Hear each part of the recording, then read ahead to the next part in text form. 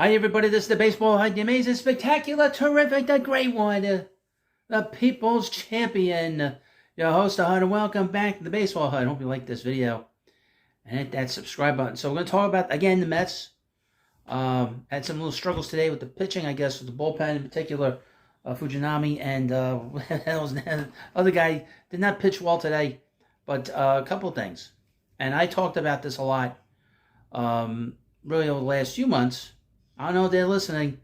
I don't think they are when it comes to this, but I talked a lot about Brandon Nimmo being a guy the Mets should consider putting him lower in the lineup. He would be better protection for Pete Alonso at this point in this stage of his career. Last year he had 24 home runs.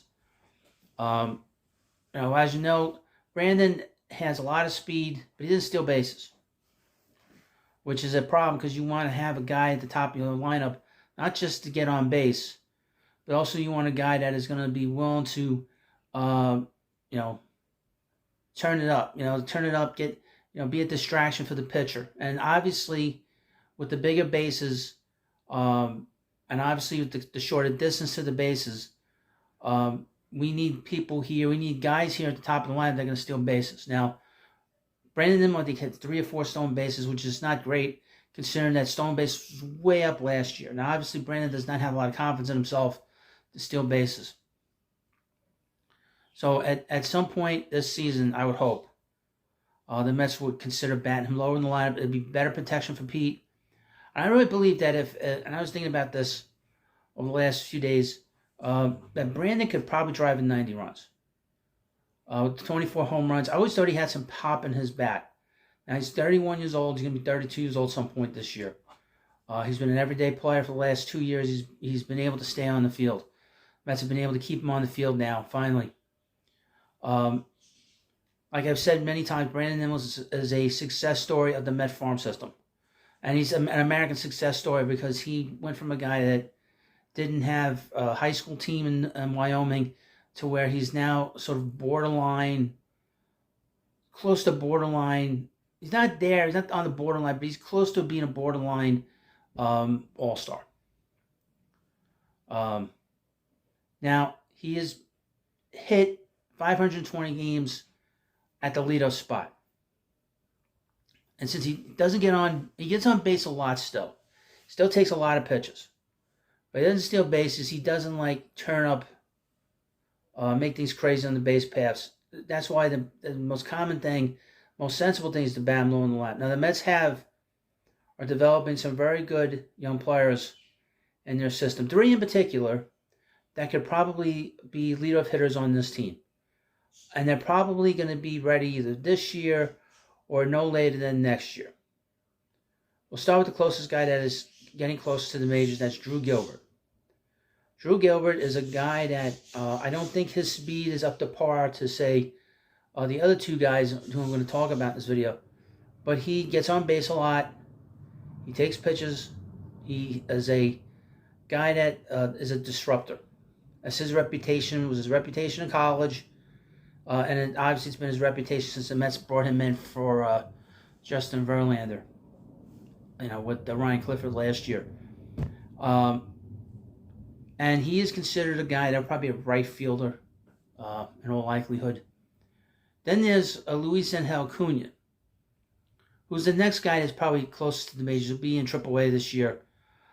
He has had a lot of stolen bases in his career. Last year for the Rangers and the Mets farm teams, he stole 57 bases. And he's been a guy that is a disruptor on the bases. And he's fast. All 3 guys that I'm going to talk about as options for the leadoff spot, they all have speed. But Acuna doesn't get on base nearly as much as the next guy, and the next guy is Jet Williams, who I believe is probably the future leadoff hitter on this team. He is a guy that stole a lot of bases last year. He's a guy that walks a lot. He walked over 100 times. No Met minor leaguer has walked 100 times since David Wright. So he knows how to take a pitch. He knows how to get on base. He steals bases. He can hit. He's probably the future leadoff hitter on this Mets ball club. Where he plays, I don't know if he's going to be a center fielder. He's going to be playing second. He's going to be playing every day, in all likelihood. Um, so, but he might be maybe the end of this year, possibly, likelihood next year. So the Mets have options down the line for this season at the very least.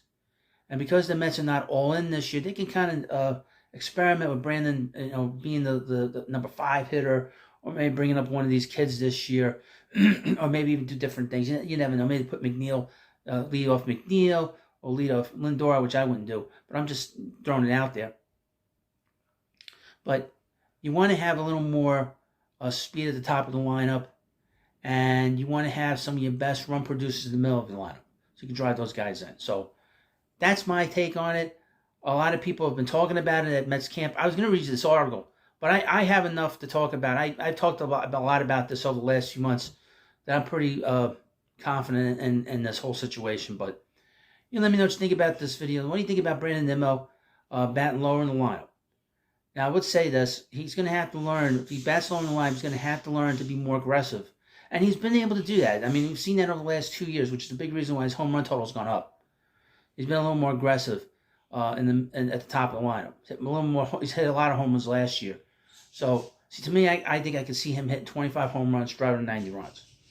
And that's pretty good for a number 5 hitter. So, and that's pretty good protection for Pete Alonso. So, let me know what you think about this video. Of course, please subscribe to the Baseball Hut, and I'll see you later.